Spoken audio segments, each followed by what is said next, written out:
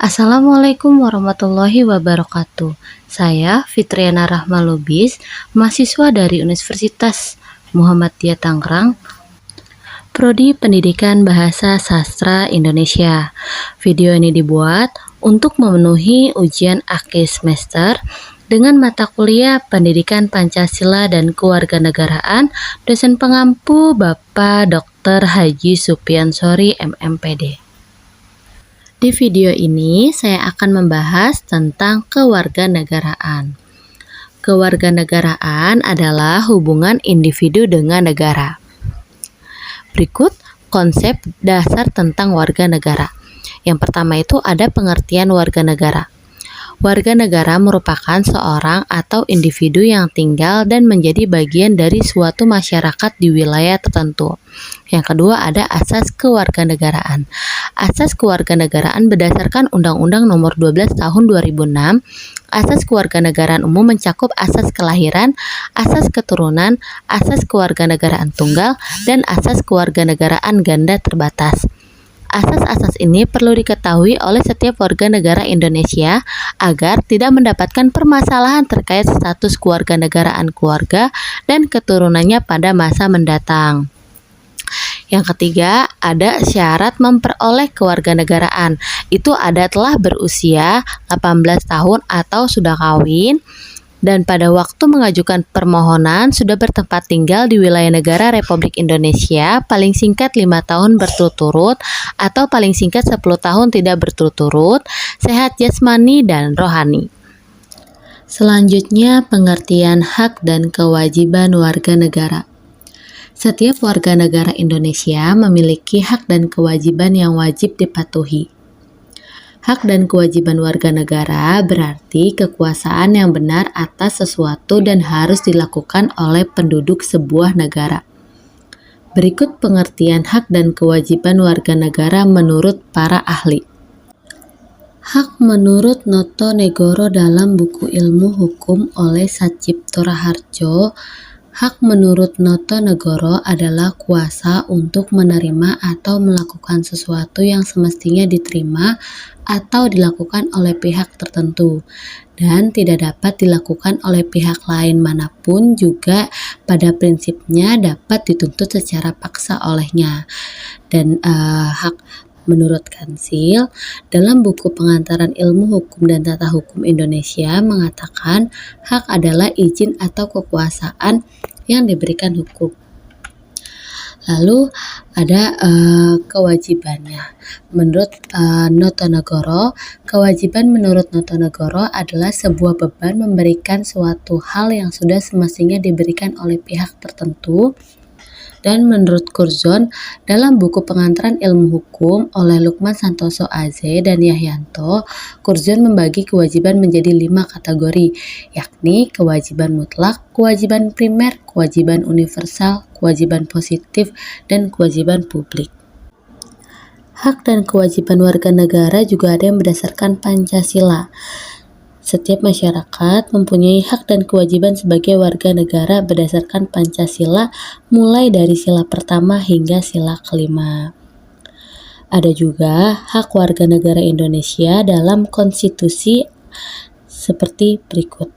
Yang pertama, hak untuk hidup, hak untuk kemerdekaan dan keamanan fisik, hak menghargai kepribadiannya, hak untuk mendapatkan yang sama dalam hukum, hak untuk masuk dan keluar wilayah suatu negara, hak mendapatkan kebangsaan atau kewarganegaraan, hak memiliki benda dengan cara yang sah, hak untuk mengeluarkan pikiran dan perasaan, hak untuk memilih dan memeluk agama, hak untuk bebas dan mengeluarkan pendapat, hak untuk mengadakan rapat dan rapat, hak untuk mendapatkan jasmani sosial, hak untuk mendapatkan pekerjaan yang layak, hak untuk berdagang, hak untuk turut serta dalam gerakan kolaborasi dalam masyarakatnya masing-masing, hak untuk menikmati kesenian, dan hak untuk turut serta memajukan keilmuan. Adapun hak dan kewajiban negara Indonesia secara umum, yaitu menaati hukum dan pemerintahan, menghormati HAM orang lain, tunduk kepada undang-undang. Lanjut membahas hubungan warga negara dan negara. Negara dan warga negara memiliki hubungan timbal balik dalam kehidupan berbangsa dan bernegara, di mana negara memiliki tanggung jawab terhadap warga negaranya, begitu juga sebaliknya. Yang pertama, siapakah warga negara? Indonesia. Negara Indonesia telah menentukan siapa-siapa yang menjadi warga negaranya. Ketentuan itu tercantum dalam pasal 26 Undang-Undang Dasar 1945 yang menjadi warga negara adalah orang-orang bangsa Indonesia asli dan orang-orang bangsa lain yang disahkan dengan undang-undang sebagai warga negara. Yang kedua, ada kesamaan kedudukan dalam hukum dan pemerintahan. Nah, bahwa setiap materi muatan peraturan perundang-undangan tidak boleh berisi hal-hal yang bersifat membedakan berdasarkan latar belakang antara lain agama, suku, ras, golongan, gender, atau status sosial. Aturan persamaan kedudukan warga negara perlu diterapkan agar tidak terjadi kesewenang-wenangan antara warga negara dengan penyelenggara negara dan warga negara dengan warga negara yang lainnya. Persamaan kedudukan warga negara sejatinya telah diatur dalam Undang-Undang Dasar Negara Republik Indonesia tahun 1945. Yang ketiga, ada hak asasi pekerjaan dan penghidupan yang layak bagi kemanusiaan. Pasal 28 ayat 2 menyatakan bahwa tiap-tiap warga negara berhak atas pekerjaan dan penghidupan yang layak bagi kemanusiaan. Pasal ini memancarkan asas keadilan sosial dan kerakyatan. Yang keempat, ada kemerdekaan berserikat dan berkumpul. Pasal 28 Undang-Undang Dasar 1945 menetapkan hak warga negara dan penduduk untuk berserikat dan berkumpul, mengeluarkan pikiran secara lisan maupun tertulis, dan sebagainya. Pasal ini mencerminkan bahwa negara Indonesia bersifat demokratis. Yang kelima, ada kemerdekaan memeluk agama.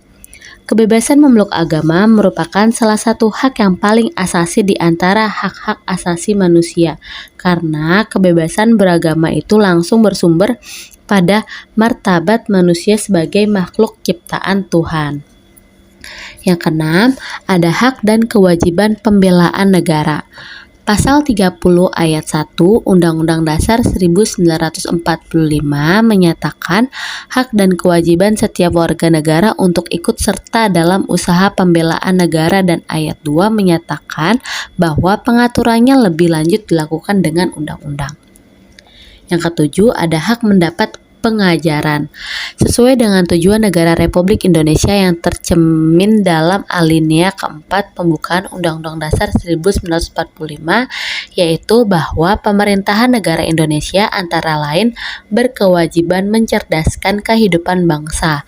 Pasal 31 ayat 1 Undang-Undang Dasar 1945 menetapkan bahwa tiap-tiap warga negara berhak mendapatkan pengajaran. Untuk itu, Undang-Undang Dasar 1945 mewajibkan pemerintahan mengusahakan dan menyelenggarakan satu sistem pengajaran nasional yang diatur dengan Undang-Undang Pasal 31 ayat 2. Yang kedelapan, ada Nasional Indonesia. Pasal 32 menetapkan bahwa pemerintahan hendaknya memajukan kebudayaan nasional. Indonesia Penjelasan Undang-Undang Dasar 1945 memberikan rumusan tentang kebudayaan bangsa sebagai kebudayaan yang timbul sebagai sebuah usaha budi rakyat Indonesia di seluruhnya. Dan yang terakhir, ada kesejahteraan sosial.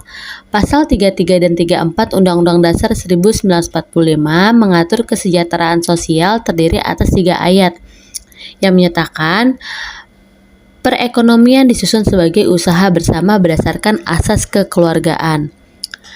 Lalu ada cabang-cabang produksi yang penting bagi negara dan yang menguasai hajat hidup orang banyak dikuasai oleh negara, dan bumi dan air dan kekayaan alam yang terkandung di dalamnya dikuasai oleh negara dan dipergunakan untuk sebesar-besarnya kemakmuran rakyat.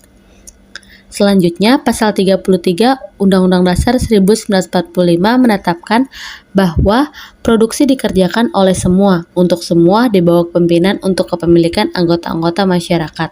Kemakmuran masyarakatlah yang diutamakan, bukan kemakmuran satu orang saja. Perekonomian di negara Indonesia berdasarkan demokrasi ekonomi di mana kemakmuran adalah bagi semua orang. Sebab itu, cabang-cabang produksi yang penting bagi negara dan yang menguasai hajat hidup orang banyak harus dikuasai oleh negara. Jika tidak, tampuk produksi jatuh ke tangan orang-orang yang tertentu yang berkuasa sementara rakyat banyak yang tertindas.